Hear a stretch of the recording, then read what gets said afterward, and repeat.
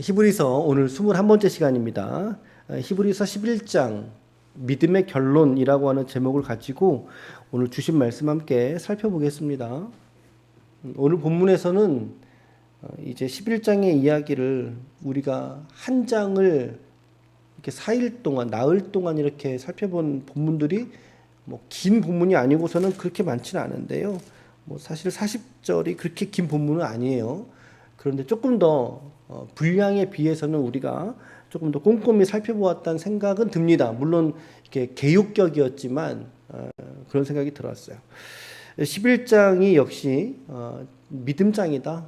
정말 믿음장이다 라고 하는 것을 알게 되는 내용이에요. 온통 믿음의 색채로 우리의 신앙을 채색하고 있는 그런 느낌을 받게 되는 것 같아요. 믿음이 무엇인가? 믿음은 무엇인가? 그리고 그 믿음으로 살았던 선조들에게 과연 그 믿음은 어떻게 실제하게 되었는가? 자, 믿음이 무엇인가? 그리고 이 믿음으로 살았던 선조들은 과연 그 믿음을 어떻게 실제화, 그렇죠? 구체화 시키며 살았는가에 대해서 오늘 기자는 정의를 말한 이후에 계속적으로 이것을 반복적으로 드러내고 있습니다. 반복적으로. 이것은 인물 열전이죠. 인물 열전. 마치 믿음 박물관이라고 하는 박물관 안에 다양하게 진열해 놓았던 믿음의 실제들을 전시해 놓은 그런 감동들이 있어요. 왜 무슨 박물관 영화에 보면 그 저녁이 되면은 사람들이 다 나와서 막 움직이잖아요. 그런 것 같지 않습니까? 낮에는 이렇게 보았다가 밤이 되면 살아 움직였던 그 모습처럼 그렇게 우리 믿음의 선배들이 그들의 믿음이 이렇게 드러나는 실제가 되는 과정들. 그러니까 우리가 우리 한국교회 역사를 보더라도 이 믿음이 실제가 된 사람들이 어떻게 그 믿음을 지키고 어떻게 그 신앙 가운데 그들이 살았는가를 우리가 보는 것 같은 그런 느낌이었어요. 감동이 있던 것 같습니다. 자, 오늘 정리하면서 믿음이 무엇이다? 믿음이 무엇이다? 우리는 이제 마음속에 다시 확신을 가지고 말할 수 있어야 됩니다. 다시 말하거니와 여러분 믿음이라고 하는 것, 특히 성경적 믿음이라고 하는 것은 단순히 우리가 바라는 것 있잖아요. 우리 결핍 때문에 어떤 우리 바램으로 인해서 우리가 바라는 것들, 그것이 물질의 이 세상의 것들이라면 그것을 성취하는 게 믿음이야 라고 이해한다면 그것은 결코 성경적 믿음에 대한 이해를, 그 비밀을 깨닫거나 그 믿음의 능력을 경험할 수 없습니다. 이 세상에 무엇을 내가 얻는 게 믿음의 방점이다가 아니라는 거죠. 우리 지난 화요일에 11장을 첫 설교에서 말씀드렸듯이 우리는 그렇게 믿음을 이해해 왔습니다. 그래서 이 믿음을 수치화하려 했고, 이 주관적인 고백인데 이것을 객관화시키려고 했고, 그것을 있다 없다, 많다 적다 라고 하는 잣대로 올려서 사람들을 평가하려고 하는 그런 오해들을 해왔습니다. 마치 마인드 컨트롤 믿음이라고 착각했듯이, 또 혹은 정신력, 혹은 할 수 있어. 그거를 실제로 이루어진 것처럼 생각을 해봐. 그것을 꾸준히 계속 바라봐. 그것이 성경이 말하는 믿음의 본질이 아니라는 거죠. 네, 그것은 믿음에 드러나는 양태입니다. 어떻게 그 믿음이 어떻게 발현되는가, 이것이 사람마다 다르게 나타난다 이 말이죠. 그것 중에 하나에 지나지 않는 것을 우리는 그것이 믿음의 전부인 것처럼 생각을 했다라는 거예요.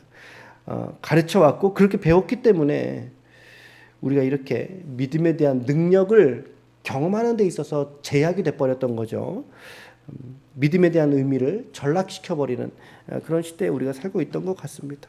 성경은 어느 한순간에도 믿음을 그렇게 수치화하지 않았습니다. 하지 않았고 단순한 정신력을 가지고 믿음이라고 말하지 않았다라고 하는 거죠. 여러분, 믿음은 바라는 것들의 실상, 보이지 않는 것들의 증거. 그래서 여러분들이 바라는 건 무엇입니까? 그래서 여러분들이 원하는 것은 무엇입니까? 무엇이 되어야 됩니까? 그것은 하나님을 바라는 거죠. 하나님을 원하는 거죠. 궁극적으로 예수 그리스도를 바라보는 거예요. 그럴 때 믿음이 무엇인가를, 그 관계를 실체화시키는 게 믿음이거든요. 그것이 믿음이거든요. 이것을 쉬운 말로 접근할 때 기독교 신앙에서의 믿음은 하나님과 그 성도와의 다분히 이거 1대1인 거죠. 그러니까 주관적인 거죠. 수치화할 수 없는 거죠. 그 성도와의 인격적인 신뢰 관계, 그 신뢰도, 그것을 믿음이라고 우리는 정의 내려야 되고, 그 시선으로서 성경의 믿음을 바라볼 때, 또 오늘 이 11장에서 등장하는 인물 열전을 바라볼 때, 그럴 때 우리가 그 사람을 온전히 이해할 수 있게 되는 거예요. 그들이 그것을 바랬나? 바랬는데 그럼 이루어졌습니까? 바랬으면 이루어져야죠. 아브라함이 많은 무수한 백성들이 하나님 내게 주셨을 거야. 그래, 좋아요. 그걸 바랬어요? 그걸 바랬습니까? 아브라함이? 그랬으면 그의 생애 속에서 이루어졌어야죠. 아니잖아요. 이삭 하나 낳고 죽었어요. 물론 후에 이제 두 번째 아내를 통해서 4명의 아들을 더 얻었죠. 여튼 뭐 그런 과정들을 보더라도 아브라함은 자기 세대 속에서 보지 못하고 죽었어요. 그걸 바랬으면은 이루어지는 걸 보고 죽었어야죠. 아니다 이 말입니다. 믿음은 바라는 것들의 실상이고 보지 못한 것들의 증거다, 확신이다 라고 하는 것이 바르게 정의가 됐어야 되는데, 왜곡된 믿음이 아니라 바르고 참된 믿음을 통해서 우리가 하나님과 여러분들과의, 우리와의 이 믿음의 관계를, 이 관계의 풍성함을 여러분들 삶 속에서 누리고 그것을 증거할 수 있는 그런 신앙이 되시기를 주님의 이름으로 간절히 축원합니다. 아멘. 믿음에 대한 정의를 우리는 분명히 다시금 새롭게 해야 돼요. 자, 오늘도 이제 믿음에 관한, 특별히 믿음인가, 믿음이 무엇인가 라고 하는 것에 대한 오늘 또 마지막 시간입니다. 11장. 내일은 또 좀 우리가, 오늘 저녁에는 물론 뭐 연관되지만 조금 다른 방점을 이야기해야 되기 때문에 다시 한번 오늘 마무리하면서 믿음이 무엇인가에 대해서 말씀을 드렸어요. 자, 본문은 계속해서 하나님과의 이 신뢰관계 속에 있는 뭐예요? 믿음으로, 이 말이죠. 사람들에게 그 신뢰가 어떻게 그들에게는 실체가 되었는가를 대해서 말하고 있어요. 자, 11장에서는 누구부터 시작을 했습니까? 아벨부터 시작을 했어요. 아벨. 이거 원역사거든요. 그러니까 이스라엘의 아브라함이 이스라엘의 족장사의 가장 시조지만 그 위로 더 덧붙여 올라가지 않습니까? 아벨, 그리고 에녹까지. 에녹. 그리고 또 누가 있어요? 아브라함, 사라, 이삭, 야곱, 요셉, 모세, 여호수아, 기생 라합까지. 성경은 믿음이었다라고 말하고 있어요. 그들의 삶을 믿음이었다.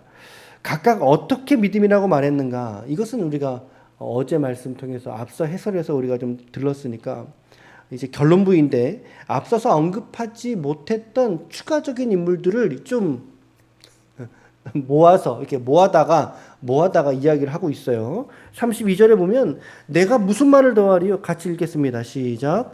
내가 무슨 말을 더하리요? 기드온, 바락, 삼손, 입다, 다윗 및 사무엘과 선지자들의 일을 말하려면 내게 시간이 부족하리로다. 저자는 앞서까지는 라합까지 얘기했죠. 앞서서 이제 가나안에 막 진입했던 과정까지, 가나안에 입성하는 그 과정까지를 믿음의 예를 들어서 설명을 했다면, 이제는 그들이 가나안에서의 400년이에요. 가나안에서의 400년. 이거 뭐라 그래요? 사사기 시대라 그러죠. 사사시대, 판관기. 이스라엘의 영적인 방황이 극치에 달했던 시간입니다. 그 당시가. 심지어 한 명 한 명 세워졌던 사사들도 제대로 된 사사가 없어요. 제대로 된 사사가 없었어요. 근데 그 시간에서도 하나님은 믿음으로 사는 자들을 예비하셨다라고 하는 건데, 오늘 기자가 평가하는 기드온, 바락, 삼손, 입다 같은 인물을 꼽았죠. 12명의 사사 중에 지금 4명만 언급을 했어요. 그러니까 부분적으로 선취한 거죠. 그런데 사실은 저는 이들의 믿음에 있어서 이렇게 성경의 기록상만으로는, 물론 저자가 또 다른 그 당시에 참고문헌이 더 있었을 수도 있어요. 그렇죠? 역사서가 다 다양하게 뭐 구전이든 다른 전승이나 참고 자료가 있어서 이렇게 판단하는지 모르겠지만, 우리의 성경 자체의 기록상으로는 사실 이들이 우리 사사기 묵상할 때 제가 얼마나 많이 비판을 했습니까? 기드온도 마찬가지였죠. 삼손은 뭐 영적으로 정말 미련한 사람이었어요. 삼손은 믿음이었나 이 사람이 과연? 믿음보다는 자기의 개인적 원한이었죠. 삼손은 뭐 입다 같은 인물은 자기 딸을 인신 제사를 드린 인물이에요. 결코 입다와 같이 하지 말라. 그런 설교 제목으로도 말씀을 드렸고 관심을 좀 받았던 것 같아요. 그때 그 설교가 온전히 100% 동의하진 않습니다. 개인적으로 바락 같은 경우는 누구예요?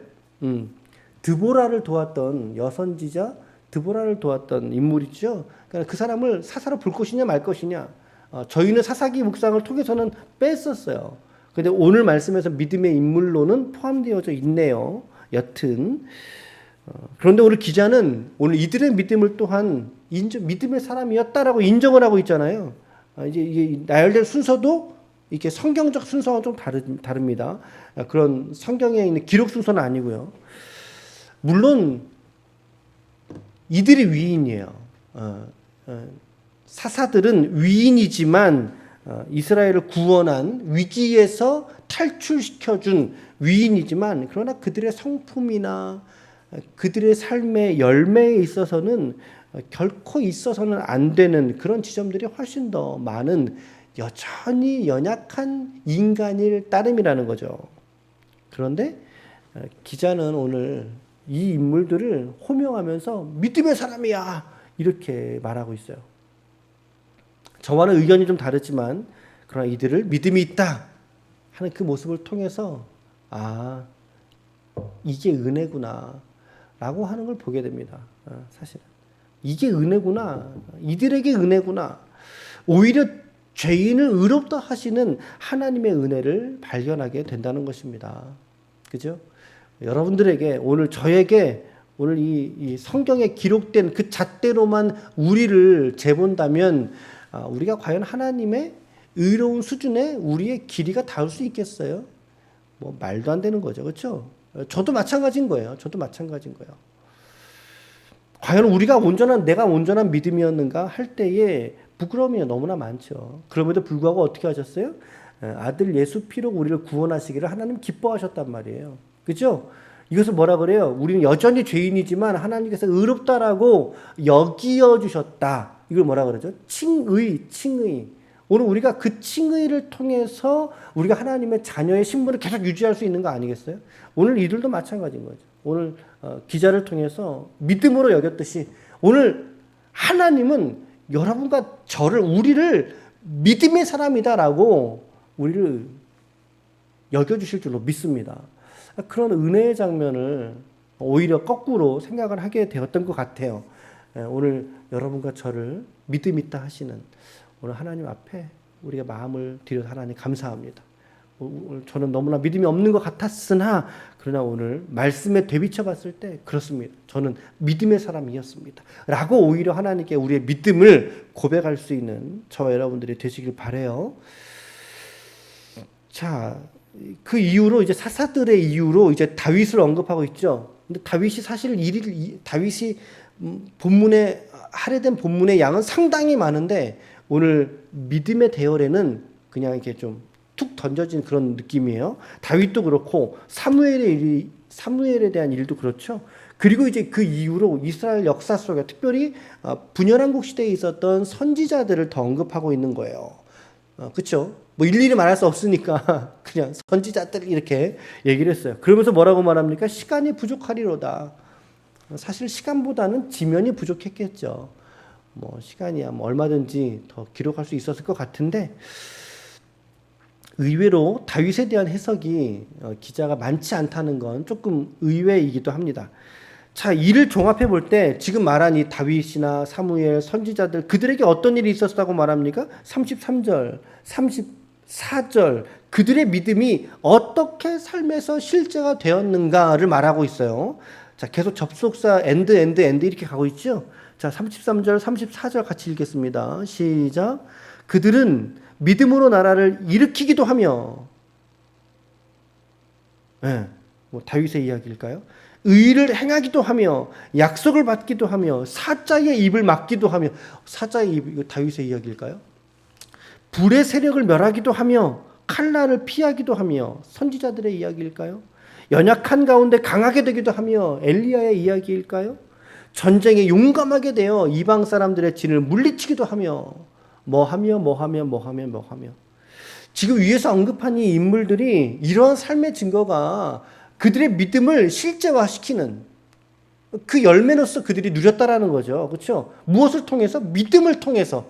이 믿음이 뭐냐는 거예요. 그러니까 이 믿음이 무엇이다?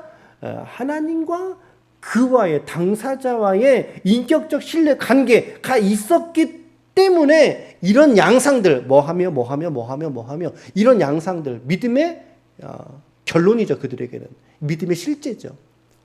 믿음의 실제죠, 여러분. 하나님은 어쩌면 성품보다 그 사람의 인격보다 하나님과 그와의 신뢰관계를 더 중요하게 여기셨던 것 같아요. 그렇죠? 그래서 허물이 많았지만 많은 삶이었지만 그들을 믿음이 있다. 믿음의 사람이다 라고 여겨주시는 거죠.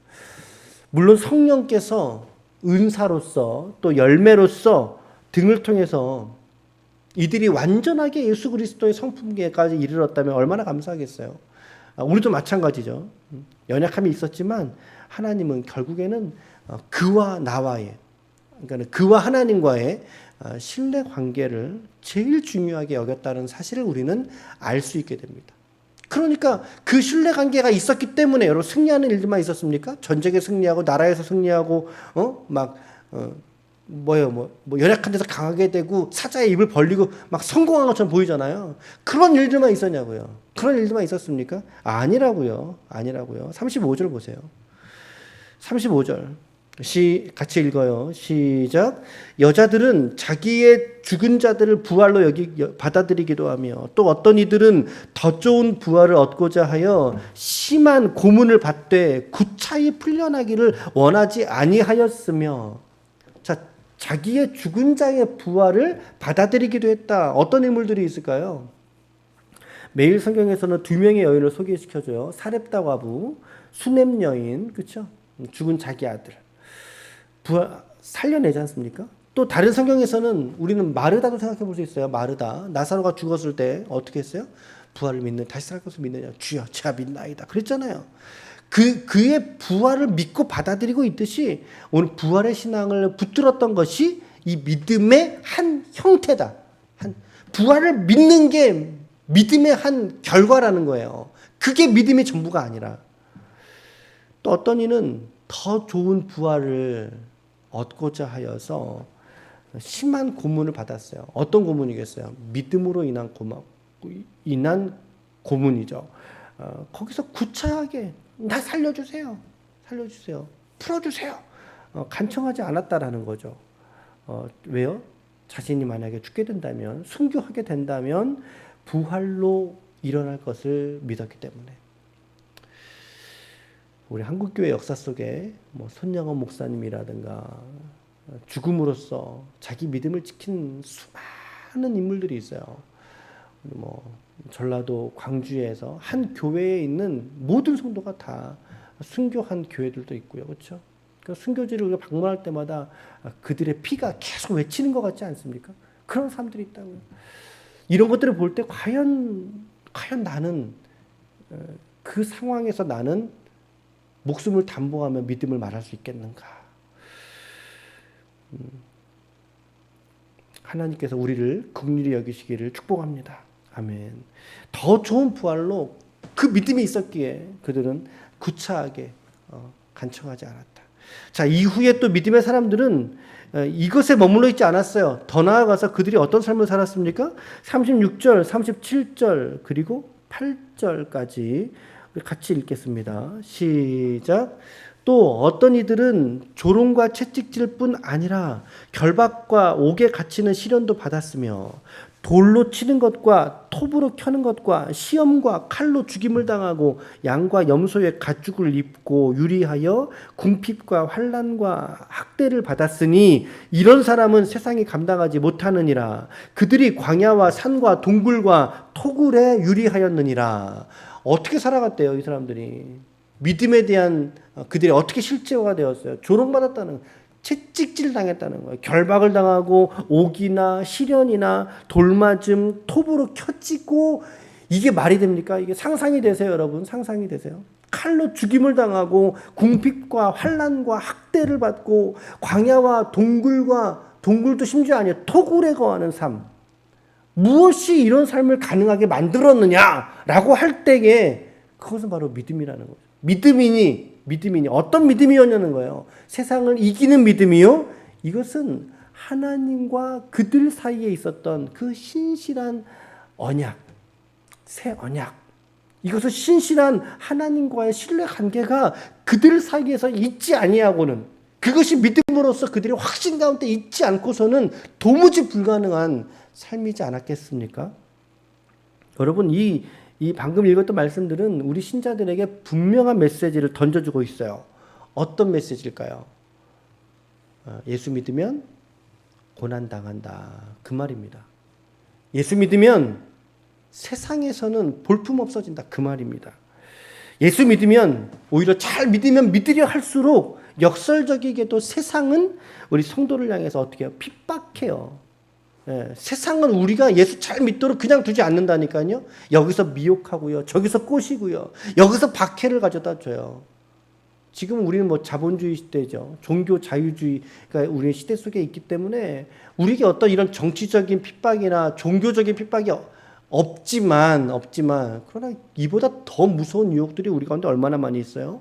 세상은 예수 잘 믿으면 믿으려 할수록 우리에게 다가와서 우리의 믿음을 노략질해 가려고 별수를 다 씁니다.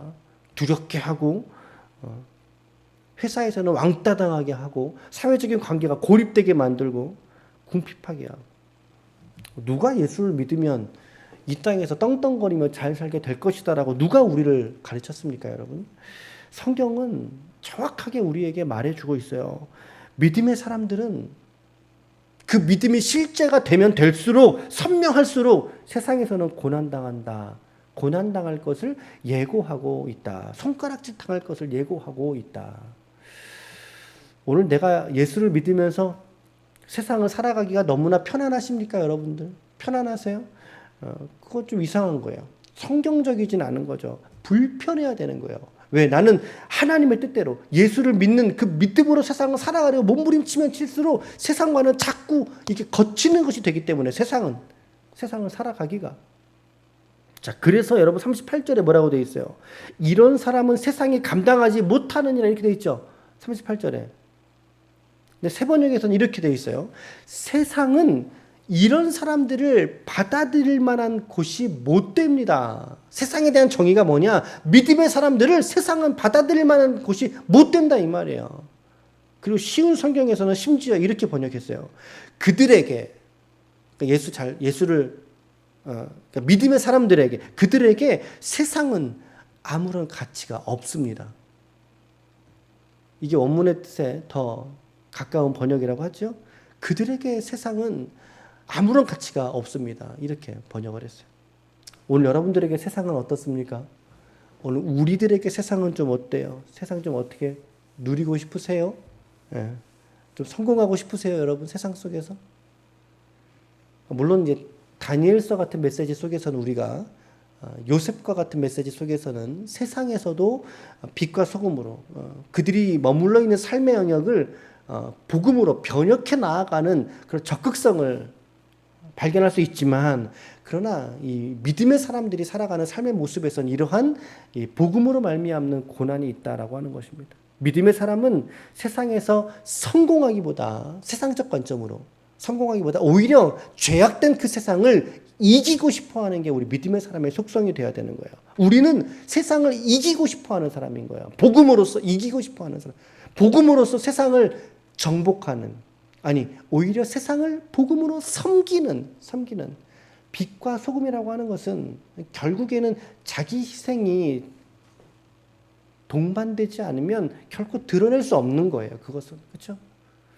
세상 사람들이 우리의 마음을 몰라주더라도 우리가 우리의 삶의 자리에서 예수님처럼 자기 희생의 열매를 맺어가는 것이 우리 신자들의 삶의 모습이라는 거죠. 이게 믿음의 결론 중에 하나인 거죠. 결과 중에.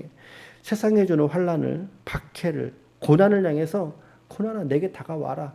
믿음의 박해야 내게 다가와라. 내가 너를 믿음으로써 이겨내리라. 아멘. 이기고 싶어하는 사람들이죠. 왜요? 우리 안에 하나님이 계시기 때문에. 아멘. 자, 이제 11장을 정리하면서 기자는 이제 이렇게 정리하고 있습니다. 39절과 40절이 오늘 믿음의 결론이에요. 같이 한번 읽을게요. 39절, 40절 시작.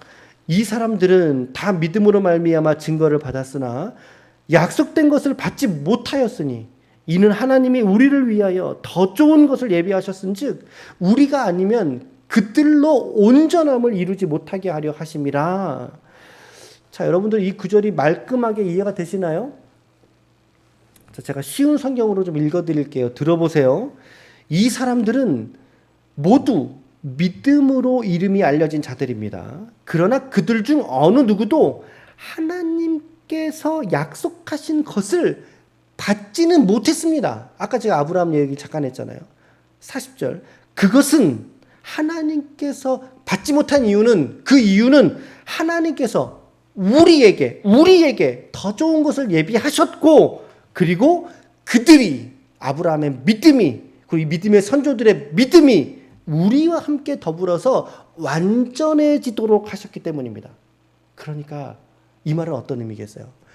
그들의 믿음이 우리의 믿음과 합하여서 하나님께 영광이 되게 하기 위하여 더 온전해진 믿음을 가지고 하나님께 나아올 수 있도록, 그 말입니다. 하나님이 그것을 원하셨기 때문에 아브라함에게는 약속을 주셨으나 약속을 그는 끝까지 믿었지만 그의 생애 속에 그 약속이 이루어지는 것을 하나님은 보류하셨다. 왜? 오늘 우리의 세대를 통해서 하나님 앞에 온전한 영광을 올리게 하기 위하여서였다라고 하는 것입니다. 아멘. 그들은 그들의 약속을 살아생전 누리지 못하고 죽었어요. 이유가 무엇이다? 그들이 우리와 함께 완전해지도록 하시기 위해서. 할렐루야. 아멘. 우리와 함께 아브라함의 믿음이, 다윗의 믿음이, 그렇죠? 선지자들의 믿음이 오늘 우리와 더불어서 짝하여 완전한 하나님 앞에 영광을 돌리게 하기 위하여서. 그러므로 믿음의 완성이라고 하는 것은 우리와 그들이 서로 만나게 될 때 이루어지는 것입니다. 우리와 그들이 성경 속에서 서로 조우하여 만나게 될 때, 그들의 삶과 우리의 삶의 믿음의 증거가 서로 만나게 될 때 비로소 온전해질 수 있는 거죠. 이것이 우리의 바라는 바요. 이것이 우리의 꿈꾸는 바요. 이것이 우리의 소망이 되어야 할 줄로 믿습니다. 아멘. 믿음은 바라는 것들의 실상입니다. 보이지 않는 것들의 증거입니다.